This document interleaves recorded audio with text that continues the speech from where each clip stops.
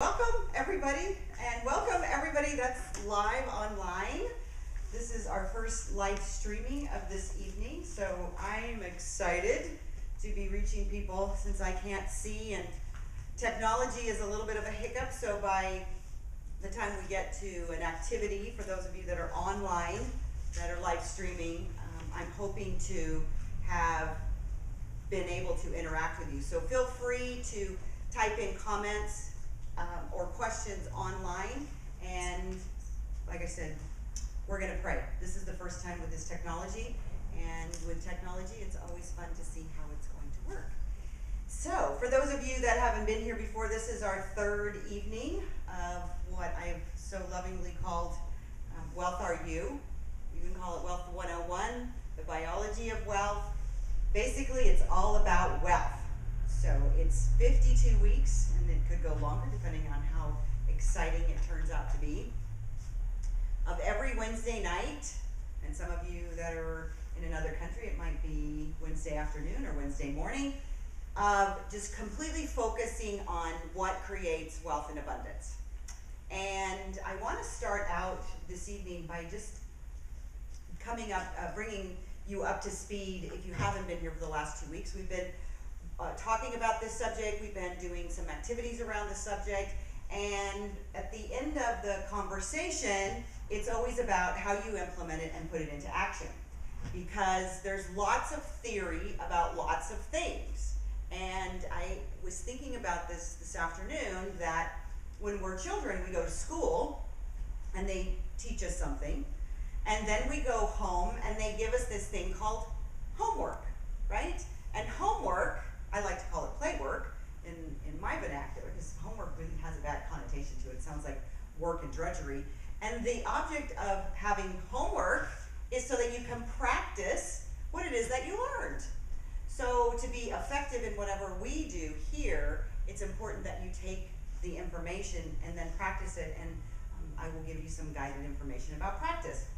So with that being said, we've got people that have come for the last couple of weeks that are doing some of that practice, and so I'd like for you to share a little bit of what your insights, your ahas, your epiphanies, your resistance, whatever happens for you in the last couple of weeks with everybody here and everybody that's around the world.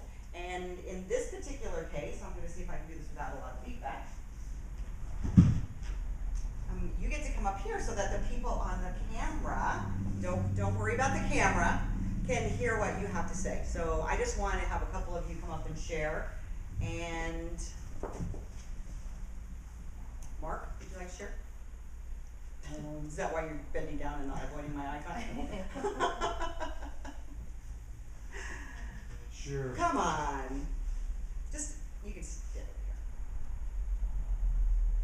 So, can I sing some songs? You sure can. Sure. No, I'm just kidding. Well, Devin and I, this last week, to be honest, we tried, but we just couldn't make contact. A lot of electronics was going back and forth. Mm-hmm. But we gleaned from each other that we both had a good week. Okay. So I think that was good. And I continue to stay in contact with Jeanette, who's my support person from the first week. Mm-hmm. And so I feel like I'm moving in the right direction with her assistance. So, Absolutely. yeah. That's great. That's it. Anything else? Yeah, that's perfect. Okay. Thanks. Thank you. I just want to make a comment that for those of you that are new in the room and just joining us online, that each week you're going to get a prosperity partner. And this is an opportunity for you to stay focused on whatever the topic at hand is for that particular week, because it's so important to build community that will encourage you, that will support you, that will listen to you, that you can share what's going on with you.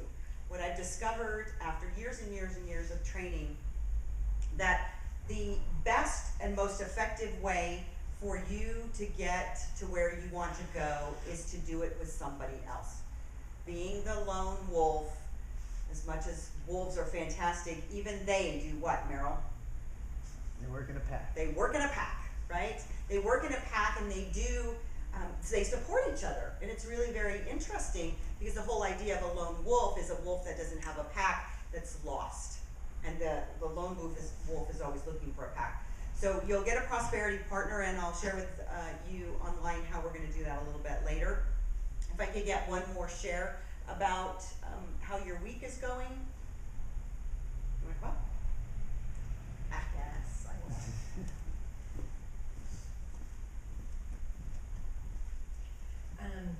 I don't know quite what to say. It's been a really good week. Good. I've had some really great revelations that a lot of the information you're putting out there is kind of sinking in and going, oh, I didn't know that. Mm-hmm. So some stuff is happening, but it's still kind of intangible at the moment. Yeah. So it's good. Okay, good. Would you do me a favor? Will you pop it in that little Yes. hole in that thing, and that way I can just stay here. So that's very true. That it's intangible. That it's sometimes it has to, as Jeanette said, sink in a little bit, because that comes from the practice. So for those of you that this is your first night, I recorded both evenings. The first evening is on YouTube. The second one I should have up this week.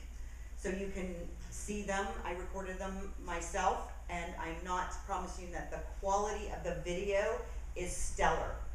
What's really important is the information that you glean from it. And it'll give you some of the foundation that brings us all to this place, because I talked a lot about science. Tonight I want to talk about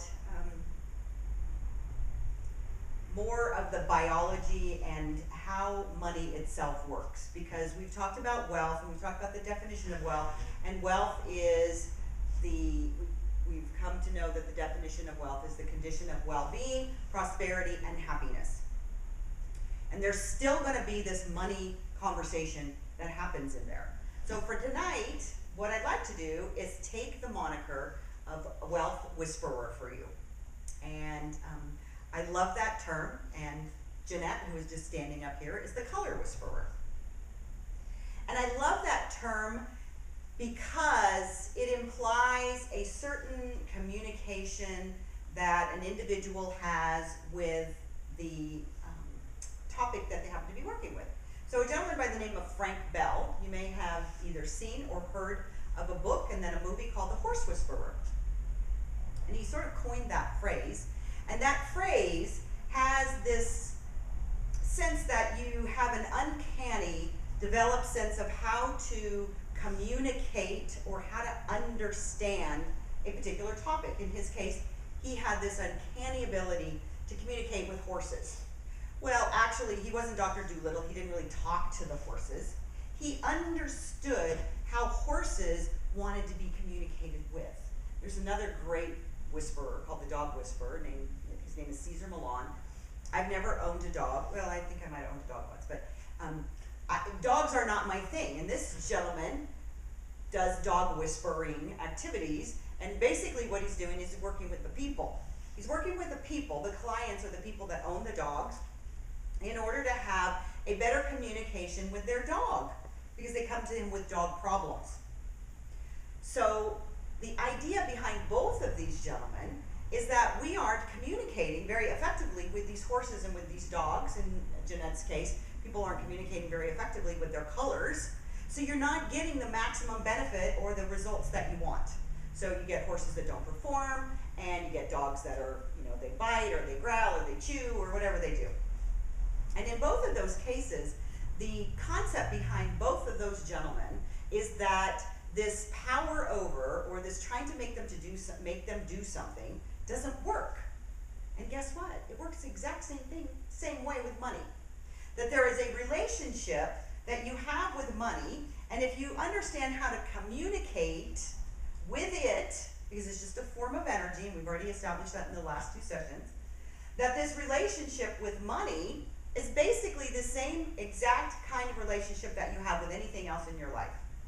So, think about this. What if money was a person in your life? Just imagine for a second that money was a person and you gave it a name. Would you want to be in a relationship with someone that tamed you or treated you the way that you treat money? So I want to dive into that for just a little bit about how we actually behave around our money. Because we treat it like it's a second-class citizen in a lot of cases. or we treat it like it's going to leave us. So in either one of those cases, if you have a relationship with someone, especially a significant other, if you're constantly worried, I know you've never had these relationships, but if you knew somebody that had a relationship with somebody that was constantly worried that they were leaving, right, or they're cheating on them, or any facet of them leaving or exiting the building, it's a very one-sided relationship. So what's important here is that you really begin to understand how money wants to be treated, what it likes in its life, and then begin to do that. So understanding the heartbeat of money, this unspoken conversation that revolves around money, and then you begin to get the results that you want. And it's not magic, it's just a different perspective. And a lot of times, because I've worked in New Thought and, I've taught The Secret before The Secret was The Secret, and all of these ideas and principles about positive thinking and about creating your own experience, these are sometimes very ethereal terms, just like you were sharing, that they haven't quite landed for you yet. And understanding that money actually has a personality will give you a different way and a different way to grasp how to respond and treat it. And I sometimes perceive that people have identified money very similarly to a fairy tale. So I want to tell you a little fairy tale. A fairy tale, and one of the most standardized fairy tales, especially in our society in the Western United States, the Western Hemisphere, is the story of Cinderella, right? So all women have heard the story of Cinderella. As a matter of fact, we put a lot of pressure on you guys to be Prince Charming. And the fact is that that's a lot of pressure, believe me, because that fairy tale is not the reality of what shows up.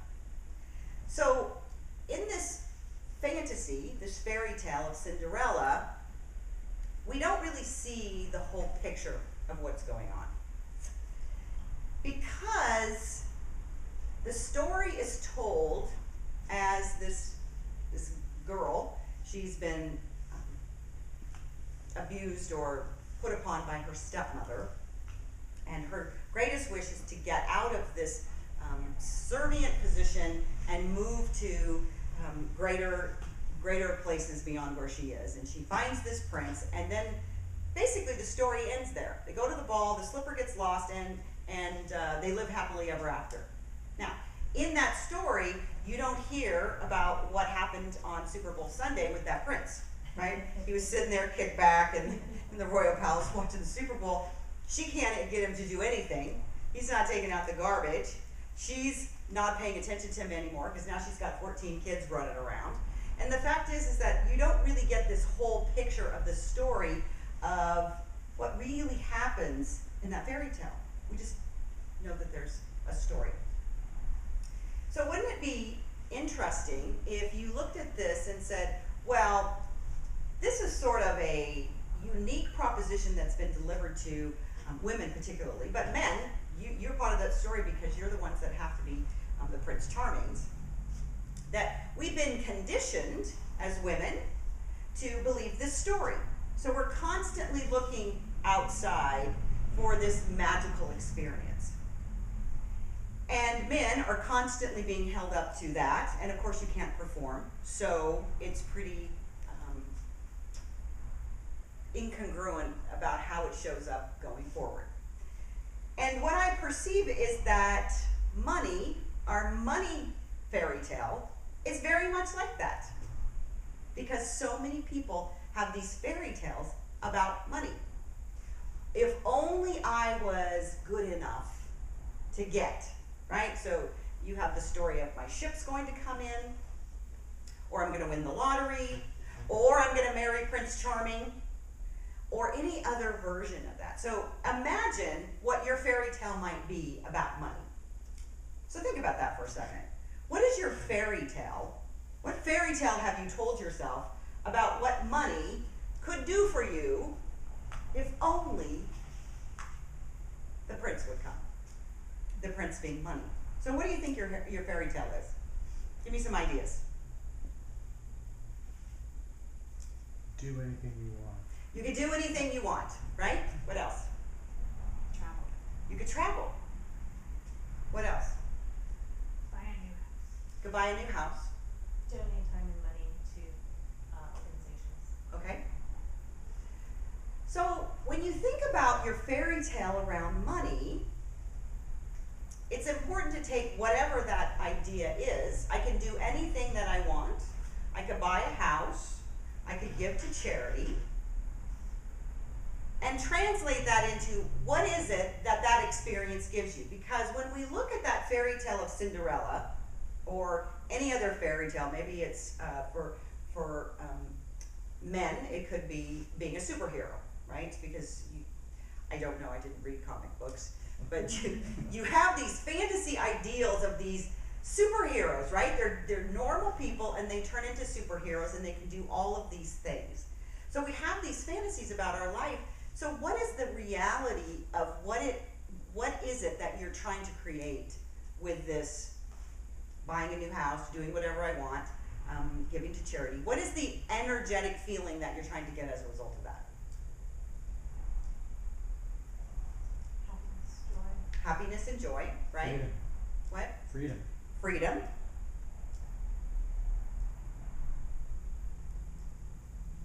What do you get when you have a new house?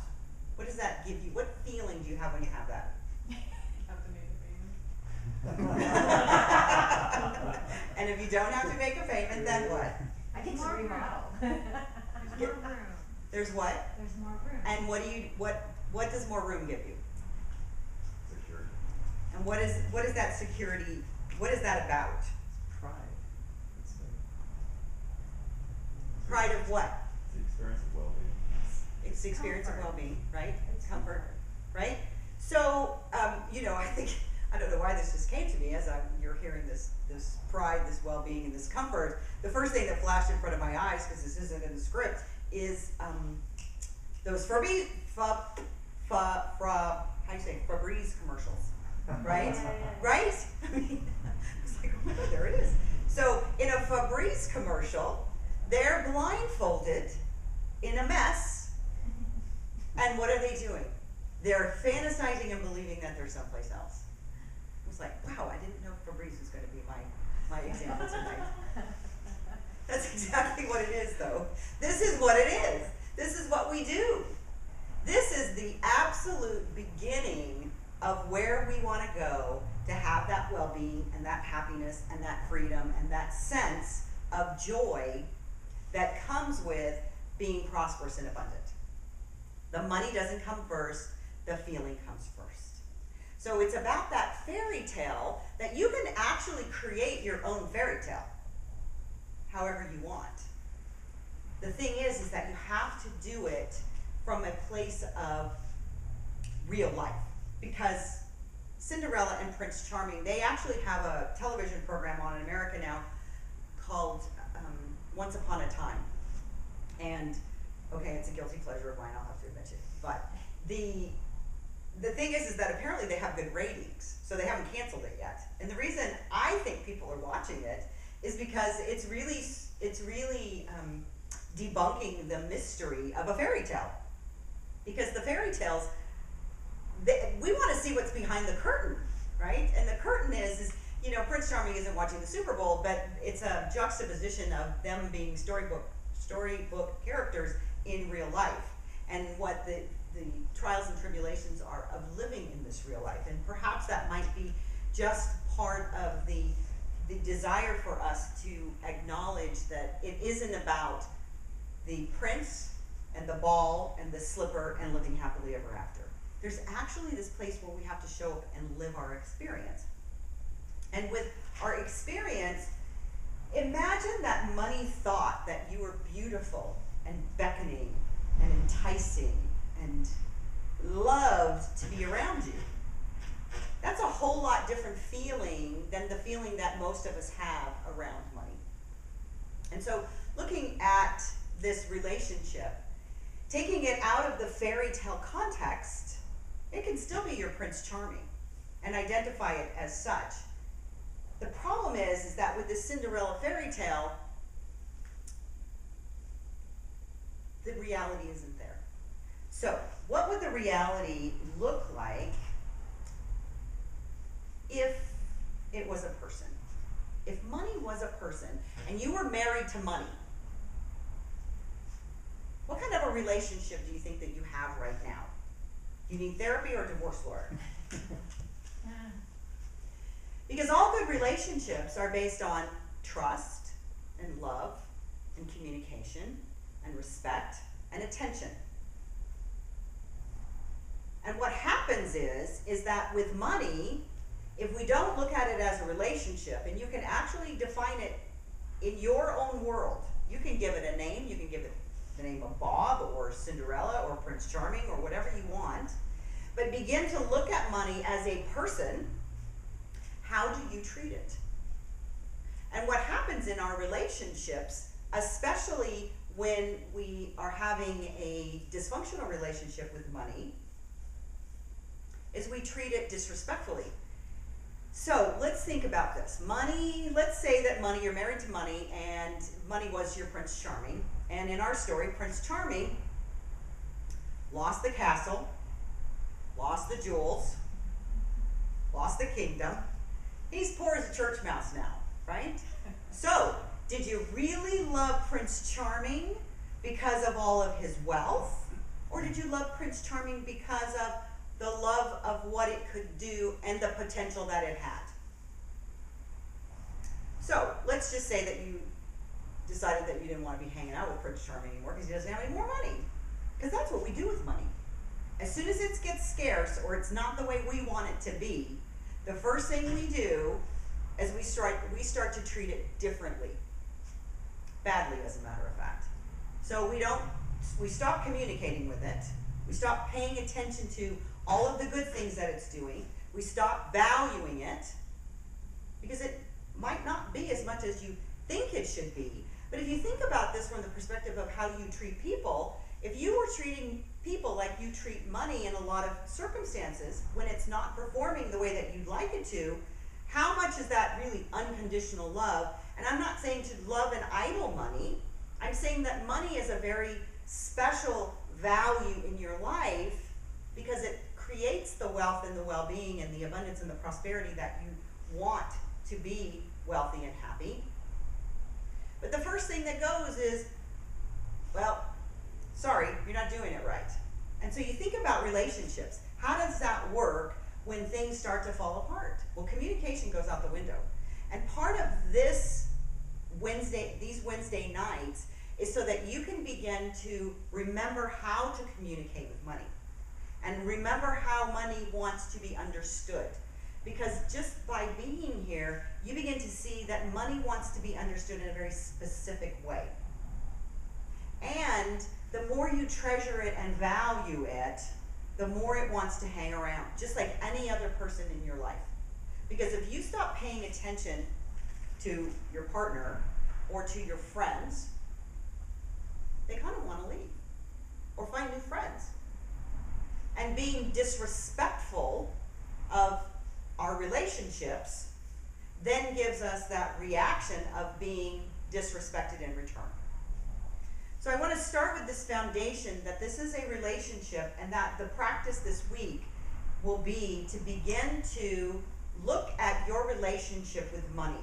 How are you loving it? How are you communicating with it? How are you paying attention to it? How are you valuing it? And really the core of this activity will be how you're valuing it. And one of the most important things about valuing anything is appreciation.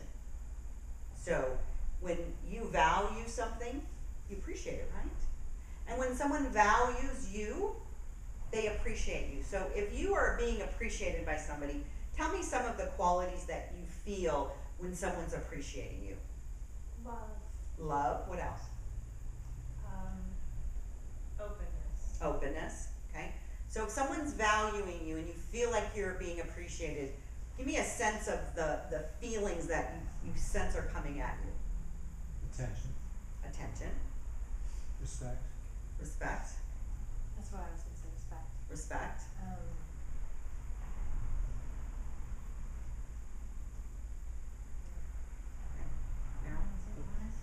Honesty. That's a good one. drive, connection, Okay. electric. Electric, right? Okay. So all of these qualities you can begin to practice with money, and I want to take it out of the context of the greenbacks that come in for you, okay? Because money can come in a lot of different forms. And for those of you that have been at some of my workshops, you know an exercise that I do, and I don't know if I'll have time to share it tonight, and that's not the issue. The issue here is that you want to begin to acknowledge every single minuscule bit of value that's coming in. Every single bit of it. Because this is where, when you begin to do that, it expands. So I want to give you an example of, you can do a couple of things. I think we have a tree that I made back here. It's a $1.99 tree. I call it my money tree. We can do it that way. You can do it this way for yourself at home, or you can do something as simple as I did, and it's just keeping track. So I'm going to give you 3 different ways that you can do this. We can do the money tree, and you can write little things on a piece of paper and put it on the money tree, and I'll bring it out after our exercise so that people can see it on the camera. You can take a jar. See this jar back here? There's a glass jar, something that size. And that is going to be your collection vessel for good. Or I did a cork board and took construction paper and cut out a trunk, and then little pieces of paper little thin pieces of paper to represent leaves. And every single time something good happened, so the tree was pretty full and in a very short amount of time. But every time something good came, I wrote it up there and I put it up. So it's a visual.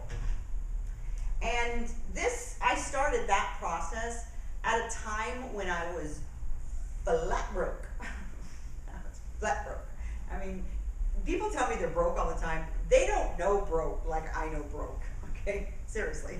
I'll tell you about broke food someday. So broke is broke is broke. And I really was like, oh my gosh, I'm struggling to find something that's good coming in. And I had books, and I didn't have a bookshelf. Now this is after I've grown up past 20, all right, you know, before you had the bricks and the wood and stuff. And I was like, oh my gosh, I just need something to put my books on. So I went down to Home Depot, and I was looking for something really inexpensive that I can make a bookshelf out of. And they actually had sawdust like material that they'd thrown into a bin. And the guy was actually going to charge me $1 for it. I said, please, can you just give it to me? And they gave it to me. But when you're broke, it doesn't matter if you're broke right now or you're not. It's just a matter of really paying attention to good. I wrote that on one of my little leaves and put it up on my tree. I got free wood from Home Depot. Now, mind you, it was trash to most people, but it was good for me. And this is where I find that most people really miss the mark about blowing open their abundance, as they are not identifying all of the good that's already flowing in. It's coming in droves, you just don't notice it. And the more you notice it, the more you pay attention to it, the more you put focus on it, the bigger it gets. So I have one of my clients that started this activity, and I would encourage you to do this this week as well. They did a study a number of years ago, and it's been so long since I read the study, I don't remember what the actual study was done, who it was done by, but they took a group of people in New York, and they said, here's a group, 5 or 6 people here, 5 or 6 people here, and they told them to go out, and one group they told, go find loose change. And the other group, they told them, go find as much trash as you can to observe all the trash on the streets of New York. And it was absolutely phenomenal that the group that was looking for loose change, came back with $1,000 in loose change. And the group that was looking for trash brought back bags of trash. And they asked them, so, did you guys see the ones with the trash, did you see any loose change? We didn't see any loose change, we just saw trash. These people over here with the loose change, do you see any trash? No, we didn't see any trash. We only found loose change. And you know, it's so amazing. It's just, what are you putting your focus on? So this week, look for loose change. And I have a client that did that, because not very many people will do this. I give all kinds of opportunities and activities that you can do, and if you don't do them, nothing happens. It's like, oh, that sounds like a great idea, whatever. And the fact is that if you do them, stuff happens. She got a big pile of, she said, I'm just going to do that. I just want to see what happens. And she got a big pile of money. It's just sitting. Because every time she did that, she put it in a particular pile. So do that for yourself. Because all you're doing is looking for abundance. Pennies, dimes, and start turning in $5. And it's all about training your biology to see what it is that you want to see. So, the first thing that is really important is to begin to look at how you have an opportunity to express this appreciation for everything that's going on in your life. I told you there's a couple of ways that you can begin to look at value, and yet even that can be diminished by, oh my gosh, I have to pay the bills, I have to do the laundry, I have to do the dishes, and this angst that we have with our lives really repels our own abundance, because we're not paying attention to why we could be absolutely grateful and appreciative of certain things that are going on in our daily activities. So that's the first activity that I want to do tonight, is just for you to even think about how the day went for you, the day of the last day. And as I was getting this exercise ready, I thought, oh my gosh, I haven't really been out because I've been here looking at the technology and in front of my computer, and I thought, well, if I'm going to ask somebody else to do that, I have to do that myself. So what is it that I could be grateful for? And one of the things that I am grateful for as a result of creating tonight's event, and some of you that are here have heard this story, I put this on Meetup twice, or actually it's been 3 times now. And Meetup was rejecting my group.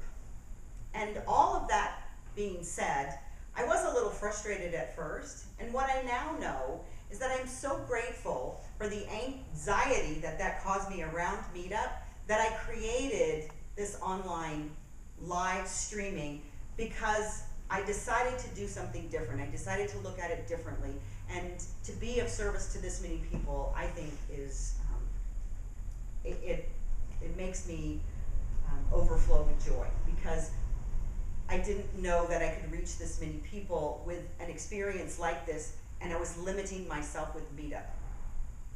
And as much as the Meetup has now resolved itself, I think, and there should be more people live, the opportunity was there, and it was because of something that looked like it wasn't going my way. So what I'd like for you to do is get in 1, 2, 3, 1, 2, 3, 4. We'll put you in this group over here. We'll put 4 people over here. Meryl, if you want to go up there too. What I'm going to have you do is get in groups, and I want you to come up with 5 things that you're grateful for, and not your typical grateful. So I'm going to give you this, it's called your prosperity scrapbook, and you can do this throughout the week. But some of these thank yous are the means to clean after a party, because it means that I'm surrounded by friends. So the taxes I pay because it means that I'm employed or I'm making a lot of money. What I want you to do is take something that's going on in your life right now. I'm doing the dishes because I have enough to eat. One of these says, I am overweight, and it means I have an abundance to eat. So that was my mantra for today. But I want you to come up with 5 for each one of you in the group and share with each other about something that looks like it's not going your way, and then turn it into this grateful mantra.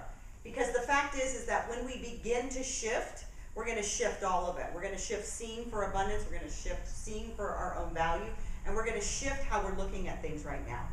Because one of the biggest components of abundance and wealth is gratitude. Unfortunately, I've seen too many people share how to do gratitude lists, and they're not very deep. It's kind of like, well, I'm grateful because I have a house, or I have a job, or, that stuff. And I want you to really get deep tonight. I want you to begin to look at, wow, I'm grateful that I have to pay the Sears bill because I have this amazing refrigerator that came as a result of that.